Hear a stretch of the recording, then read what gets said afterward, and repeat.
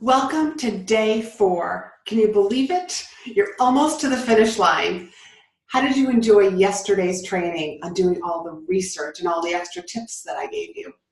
So today we're going to talk about your pitch, the email template, the phone template that you're going to prepare to either send out to somebody that you know, your warm market, or somebody that you don't know, which is your cold market. So let's first talk about your warm market. The people that you do know. Either you know them well or you just know them somewhat well. These are the people that I want you to be able to either call up and start the conversation. That's the whole point about my unique process is you are starting a conversation. You're not sending them an email that says, oh, hire me, hire me, hire me. I'm perfect for your group. No, that never, ever works. Start the conversation, open the door. So with your warm market, you might just want to say like, hey, Jane, can't believe it's been so long since we actually talked or since we met at conference X, meeting X. Just kind of fill in that blank and just open the door nice and warm. I can't believe it's been this long. I'm curious, like, what's going on in your world?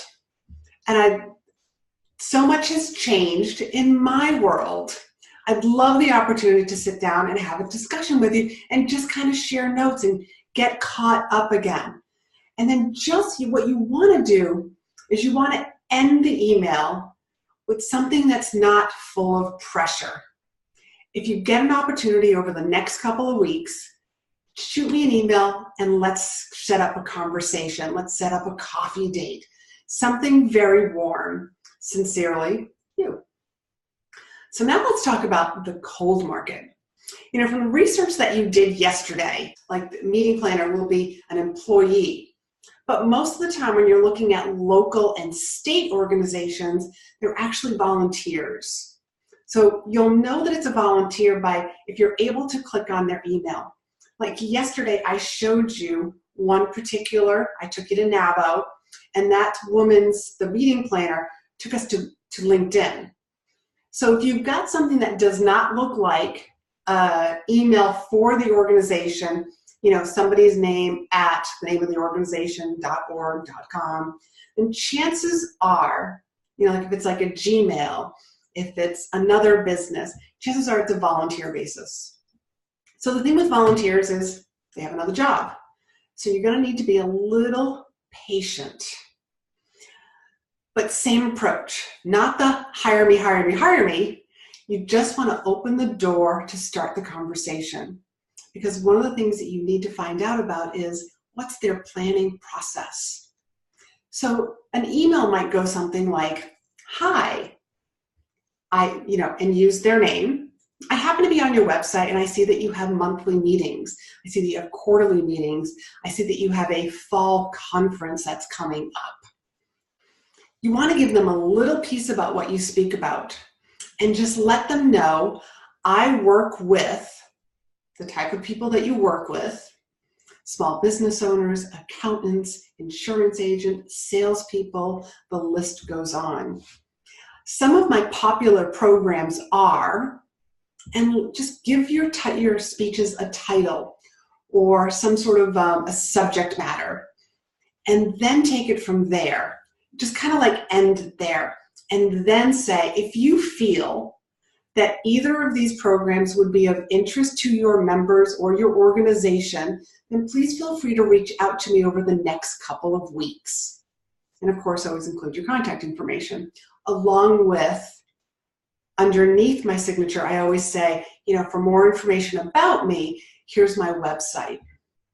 But it's not hire me now. I'm not the best person for your next meeting. You want to have a conversation with them.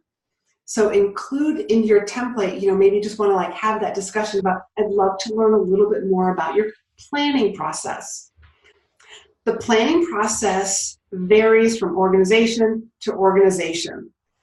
Some people are planning a meeting a month in advance, 6 months. Sometimes if it's an association or professional trade, they've actually booked out their entire year at once. And for the conferences, that can vary as well. Sometimes it's a couple of months, all the way up to the very big organizations that have paid people, paid staff.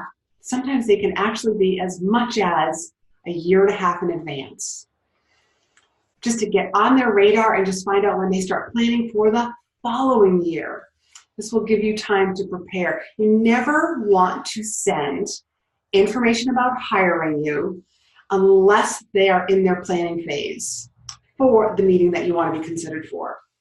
That's key, because if anything, your information is going to get lost on their desk or thrown away.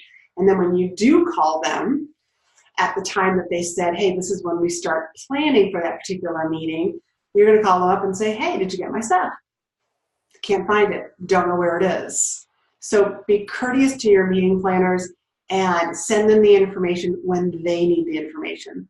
So here's what I'd like to do. I'd like to help you edit your pitches. So please feel free to post in the Facebook group and put what your pitch is and tag me in it as well. And I will be more than happy to help you edit and fine tune it if you need help. I'm here to make sure that you guys get booked. That's what this whole week has been about. And tomorrow's the big day. I want you to get the emails out. And I've got something very big and exciting that's coming to you tomorrow that I'm going to be announcing, plus a very interesting bonus. So go download the worksheet, which just kind of walks you through creating your own template, and I will see you in the Facebook group.